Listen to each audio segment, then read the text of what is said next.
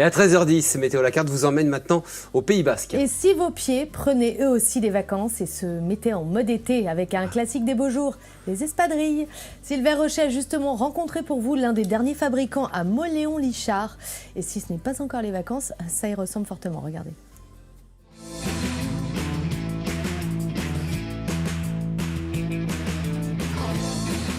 Mauléon-Lichard, 3000 habitants et une tradition, la fabrication des espadrilles.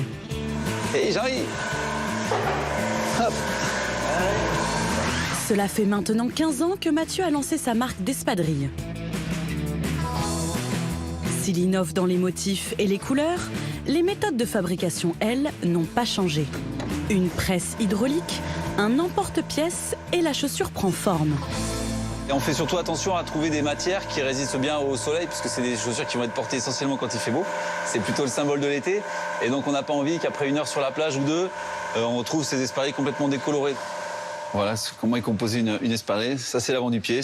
En gros, c'est un demi-cercle. Vous avez ça et le talon.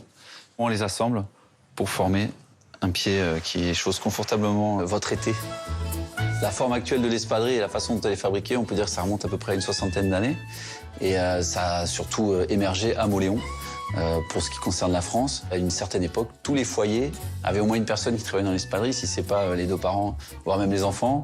C'était une chaussure très populaire, c'était une chaussure simple, pas chère, et puis elle a connu plusieurs vagues d'essor et de déclin. Un grand essor notamment lors de la Révolution industrielle, puisque les mineurs du nord de la France descendaient dans les mines chaussés d'espadrilles pour une bonne et simple raison, c'est qu'en marchant sur des semelles de corde, ça ne provoquait pas d'étincelles, et donc on évitait ainsi les coups de grisou.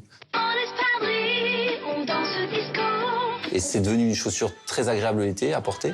Donc avec le développement des loisirs, et les congés payés, les vacances, toutes ces inventions françaises, il y avait une chaussure qui attendait ces inventions, c'était l'espadrille. On fait du vélo et bye bye boulot en espadrille. Pour fabriquer ces espadrilles, Mathieu travaille avec l'un des 2 derniers ateliers de Mauléon. Un spectacle sonore et visuel. Les doigts habiles des couturières assemblent les espadrilles à une vitesse impressionnante. Donc là, je vous présente Christelle. Voilà. En général, c'est elle qui s'occupe de tout ce qui est piquage. Voilà, ça fait combien d'années que tu es là, Christelle? 13 ans. 13 ans. Donc Nathalie est arrivée il y a combien de temps? Je ne sais jamais combien d'années. 2 ans, Nathalie. Voilà. Vous êtes contente d'être là? Non, dites non, dites non.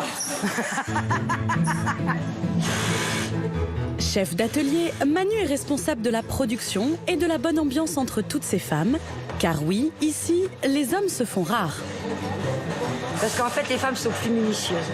Et donc après, on va passer à l'encollage et au montage. Ce qu'on appelle le montage, c'est poser la toile sur la semelle. Voilà. Après avoir connu un déclin dans les années 90 à cause de la concurrence asiatique, l'espadrille française est revenue à la mode. Le but, c'est de multiplier la production. Parce qu'on a les clients qui nous apporteraient le travail suffisant, en fait. On n'est pas assez pour produire, donc ils limitent leur carnet de commandes. Si on était plus, ils nous donneraient plus en commande, en fait. Eh bien, il faut trouver le personnel. Voilà. Ça fait bien 3 ans qu'on a très peu de CV qui se présentent, en fait. On forme sur le tas. Il n'y a pas besoin d'arriver avec un diplôme ou quoi que ce soit. Même si vous n'êtes pas dans la couture, si vous avez envie de travailler, il n'y a pas de souci, ça se fait bien. Et c'est pas en 8 jours qu'on apprend. Mais bon, à fur et à mesure de faire et de refaire, automatiquement, on prend de l'assurance. Voilà. Moi, ça fait plus de 15 ans que je suis dedans, donc je ne me vois pas faire autre chose, on va dire. Pour vendre ses espadrilles, Mathieu a toujours misé sur le Made in France. Pour la toile, il ne fait que quelques kilomètres, direction Asquin, au Pays Basque toujours.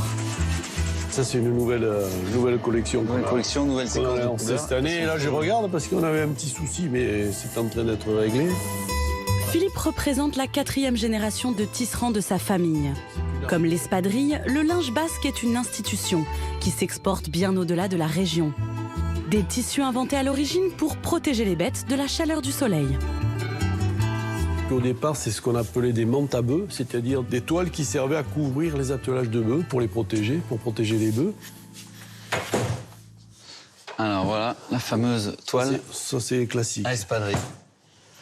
Voilà, donc c'est 400 fils et ça nous donne ce genre de tissu dans lequel on va pouvoir pour faire une paire d'espadrilles, il faut à peu près 1 mètre.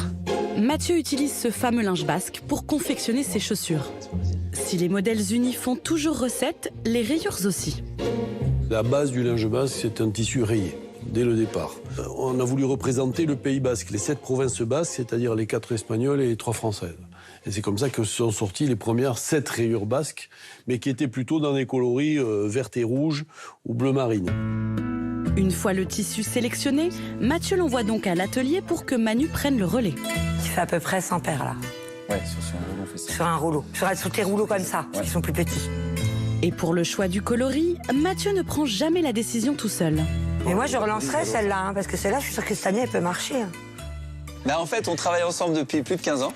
Ouais, voilà, c'est ça. Et oui, à chaque fois qu'on doit choisir, par exemple, pour une finition, un biais, choisir une couleur ou choisir la couleur de fil, je pense qu'il n'y a pas une fois où je ne vais pas demander son avis. Je pense que j'ai tenu compte de son avis presque tout le temps, mais c'est rarement trompé. Donc effectivement, Non, voilà, ouais. elle est couturière, elle a une habitude des tissus, elle les connaît bien. Il y a ton mari là. Mon mari, il est là, ouais, mais il sert. Pour cet été, les coloris unis semblent tenir la corde, mais des modèles moins classiques pourraient aussi émerger. Après des périodes compliquées, l'espadrille a su se réinventer.